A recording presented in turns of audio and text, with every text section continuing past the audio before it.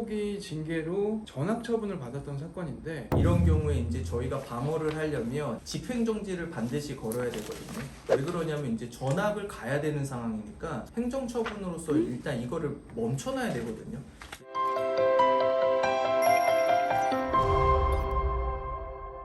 안녕하십니까.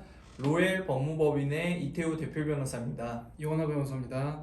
요즘에 학교폭력도 상당히 여러 가지 이슈가 많은데요. 학교폭력은 그 징계가 나오는 그 절차나 아니면 뭐 징계 수위를 정하는 그 기준이라든지 이런 것들이 혹시 있을까요? 네, 학교폭력 사건 너무 많아졌고요. 학교폭력 사건에 대해서 궁금해 하시는 분들도 정말 많습니다. 일단은 학교폭력 절차에 대해서 설명을 좀 드리면, 이 절차는 행정처분인데 이걸 잘 모르시는 분들이 많습니다. 학교폭력 이 처분이라는 게 그냥 학교에서 나오는 뭐 어떤 간단한 뭐 그냥 뭐 서면상의 어떤 처분이다 이렇게 착각을 하시는데, 그렇지가 않고요. 이게 결국은 교육청 단위에서 하는 행정처분이기 때문에 그걸 반드시 잘 알고 가야 됩니다. 그리고 이제 학교 폭력 처분에 대한 종류는 많이들 알고 있습니다. 저희가 뭐 유튜브에 이제 올리겠는데 1호부터 이제 퇴학까지 9호 처분까지 있는데, 간단하게 말씀드리면 1호는 서면사가, 2호는 보복행위 금지, 3호는 학교 봉사, 4호는 사회 봉사, 5호는 특별교육 이수,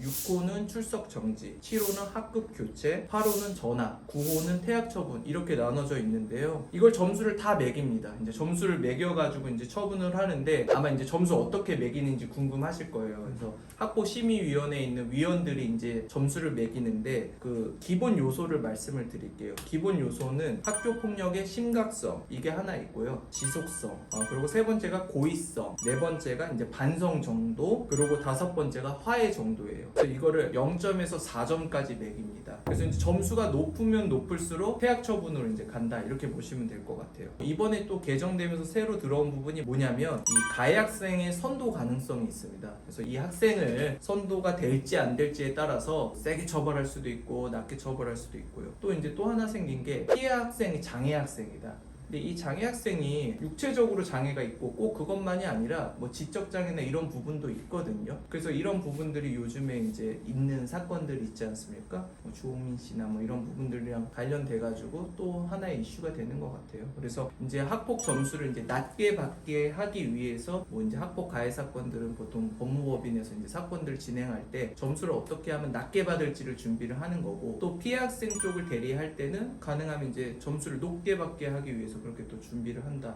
이렇게 보시면 될 것 같아요. 점수가 개별적으로 심각성이 어떤 건지 네, 뭐 이런 거 것도 같아요. 이제 뭐 학교 폭력의 뭐 심각성 같은 경우는 이제 뭐 0점부터 4점까지 있는데, 뭐 심각하면 당연히 4점이고요. 심각하지 않으면 빵점이죠, 0점. 그리고 예를 들면 화해 정도는 또 반대로 돼요. 화해를 아예 안 했다, 그럼 4점이에요. 화해를 이제 100% 됐다, 완전히, 그럼 이제 0점이에요. 그런 식으로 보시면 될 것 같고, 결국에는 이제 어떻게 보면 학교 폭력의 심각성, 지속성, 고의성은 이게 한 번에 결정이 돼 있는 거예요. 이미 팩트로서 정리가 돼 있는 건데, 이제 앞으로 이제 반성 점수랑 화해 점수는 이제 학폭이 진행되는 과정에서도 충분히 변화를 일으킬 수 있는 부분이거든요. 근데 이제 실무상 저희가 일을 해보면 생각보다는 화해나 뭐 이런 부분은 거의 잘 이루어지지 않는다고 보시면 돼요. 이게 아무래도 부모님들이 개입을 하시고 나서는 이제 이게 뭐 약간 자존심 문제도 있고 그래가지고, 뭐 아무리 화해 제스처를 하고 뭐 진정성 있는 사과를 이제 한다 하더라도 그걸 이제 수용하거나 이제 받아주는 경우가 잘 없다고 보셔도 좀 무방할 것 같아요. 물론 뭐 그럼에도 불구하고 화해에 대한 또는 용서를 구하는 부분이 계속 이루어져야 되는 거는 맞는 것 같습니다. 근데 실무상 쉽지는 않다. 오히려 성인 대상의 범죄나 형사사건을 할 때는 오히려 적절한 합의금이 지불이 되면 어쨌든 처벌 불원서를 써주는 경우들도 많이 있는데, 학폭 사건은 저희도 실무상 일을 하다 보면 화해하기가 사실 상당히 어렵습니다.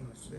여기에 이제 나와 있는 징계 수위를 정하는 데 있어서 판단 기준 중에 지속성 관련해서 유의미한 사건을 저희가 진행을 했던 것이 있거든요. 그래서 그 사건에 관해서 좀 간단히 설명을 드리려고 합니다. 그 사건은 학폭위 징계로 전학 처분을 받았던 사건인데, 저희가 이 사건에서 행정소송을 맡아서 전학 처분을 취소하는 판결을 결국에는 이끌어냈어요. 그래서 그 판결이 어떻게 나오게 됐는지 그 과정에 대해서 좀 들어보도록 하겠습니다. 그러니까 이제 전학 처분이면 거의 이제 우리가 생각할 수 있는 처분들 중에서는 가장 이제 센 처분이라고 보시면 될 것 같아요. 이런 경우에 이제 저희가 방어를 하려면 집행정지를 반드시 걸어야 되거든요. 왜 그러냐면 이제 전학을 가야 되는 상황이니까 행정처분으로서 일단 이거를 멈춰놔야 되거든요. 이제 행정처분의 즉시효라고 하는데 즉시적인 이 효력을 멈춰놓으면서 이걸 다투어야 된다 이렇게 보시면 될 것 같아요. 그래서 저희 로펌에서는 이 사건 수임하고 나서 바로 집행정지 걸고 당연히 이제 행정소송하고 그래서 결과적으로는 이제 이 부분에 대해서 처분을 취소시켰습니다. 이제 가장 뭐 강력하게 주장했던 부분은 상대방이 사실은 먼저 폭행을 했던 부분들이 있었거든요. 그리고 둘 사이의 관계가 그렇게 무슨 갑을 관계가 있거나 일방 당사자가 한쪽 학생을 엄청 괴롭히고 그런 사이는 아니고 둘 사이가 꽤 괜찮았어요. 친구 사이에 뭐 장난도 치고 그랬던 부분들을 저희가 반대 입증을 해가지고 이 처분을 완전 이제 취소를 시킨 거죠. 그래서 뭐 지속성이나 고의성 점수를 이제는 좀 낮췄는데 판사님들이 이걸 다 점수를 보시거든요. 그래서 학폭 회의록을 다 열어보는데 좀 이상하게 높다 이거죠. 맞습니다. 이거 상당히 높다. 이거 이렇게까지 높을 이유가 없는데 거의 이제 4점, 4점에 이제 가깝게 나온 거죠. 판사님이 보셨을 때는 아무리 높게 봐도 한 평균 2점 정도면 되는데 왜 4점으로 했냐. 이거는 결국 재량권 일탈 남용 아니냐 이렇게 봐가지고 처분을 취소시켰다 이렇게 보시면 될 것 같아요. 맞습니다.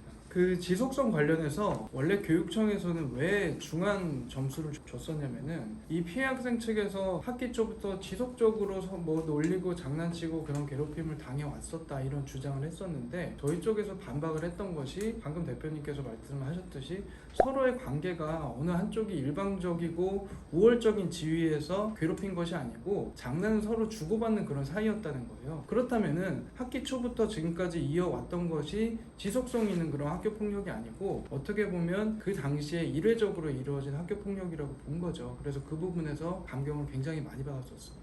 이게 사실 학폭 처분이 나오면 그러니까 학부모님 입장에서는 사실 불복 소송을 한다라는 생각을 잘 못 하시거든요. 왜냐면 어쨌든 이 학폭 심의 과정까지 오는 동안에도 마음고생을 정말 많이 하셨기 때문에 이거를 이제 행정소송을 하고 행정심판을 걸고 그럼 혹시 뭐 괘씸죄에 걸리는 건 아닐지 학교 생활을 잘 할 수 있을지 뭐 이런 걱정들을 많이 하시는데 기본적으로 좀 말씀을 드리고 싶은 게 이게 학교랑 싸우는 거는 아닙니다. 정확히 얘기하면 누구랑 싸우는 거죠 이게? 교육청이랑 싸우는 거고 소송의 상대방은 교육장이 되는 거죠. 그래서 실제로 이제 교육청에 계신 변호사님들이 나오시잖아요. 맞습니다. 네, 그래서 사실 뭐 제가 뭐 대진고등학교를 나왔는데 대진고등학교에서 학폭 처분 받았다. 그럼 뭐 대진고등학교 교장이랑 싸우는 게 아니죠. 그러니까 이제 뭐 교장 선생님의 심기를 건드는 것도 아니고 그렇기 때문에 불법 소송을 안 할 이유는 사실 없는 것 같아요. 이 부분에 대해서는. 그래서 좀 내가 과하게 나왔다라고 생각하면 당연히 불법 소송을 해서 이 권리구제를 받아야 되고 요즘에는 이제 권리구제에 대해서 설명도 예전이랑 다르게 잘 나오더라고요. 행정심판, 행정소송 이런 거 잘 나오고요.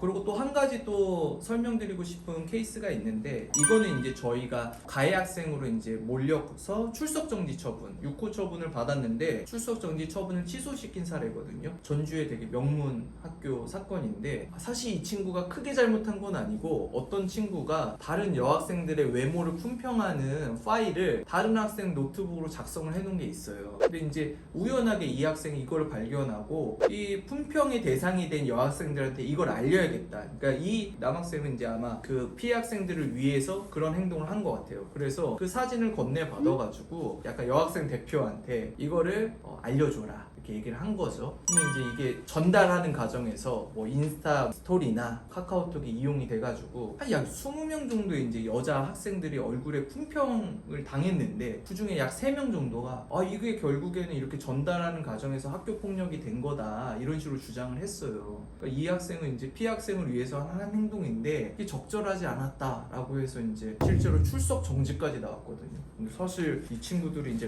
고등학교도 이제 특목고 약간 이런 명문 고등학교인데 그럼 이제 대학 입시도 있고 그러면 이제 사실은 큰 이제 진학에도 문제가 돼서 출석 정지를 이제 학부모님들 입장에선 받아들일 수가 없어서 저희 법인에 오셔서 불법 소송을 했고 뭐 결과부터 말씀드리면 처분을 다 모두 취소시키고 소송 비용도 다 교육장한테 부담시키는 이제 완승을 했는데요. 이 사건은 결국은 저희가 이 사진을 전달하는 그 행위에 대한 평가를 학교 학교폭력이 아니다라는 걸로 해가지고 저희가 이긴 사건입니다. 왜 그러냐면 학교폭력이라는 것도 결국에는 폭력행위에 해당이 돼야 되거든요. 그래서 형법상 뭐 폭행이나 상해, 물론 뭐 사이버 불링, 정서적으로 학대하는 언어폭력 이런 것도 다양하게 들어가지만 이 친구는 어떻게 보면 여자 학생들을 위해 가지고 이런 전달행위를 한 거고, 물론 후회하는 건 그거죠. 이제 차라리 담임 선생님한테 얘기를 하거나 그래서 이 프로세스를 절차를 정식적으로 밟아갔으면 좋았을 텐데, 다행히도 이제 재판부에서는 이 10대들이 어쨌든 SNS나 이런 거를 이용을 많이 하잖아요. 자체적으로 해결하려고 했던 부분을 높게 사가지고 이게 학교폭력에 해당이 안 된다고 그래가지고 전부 승소를 한 케이스입니다. 근데 이제 사실은 이렇게 이제 대학 입시나 이런 거에 관심을 두신 부모님들 정도 되시니까 사실 이것도 행정소송을 서울에 있는 로펌까지 오셔가지고 또 이거를 적극적으로 의뢰를 하신 거라고 저는 보거든요. 사실 이 정도까지 오면 그냥 이거를 수용하시는 부모님들도 정말 많습니다.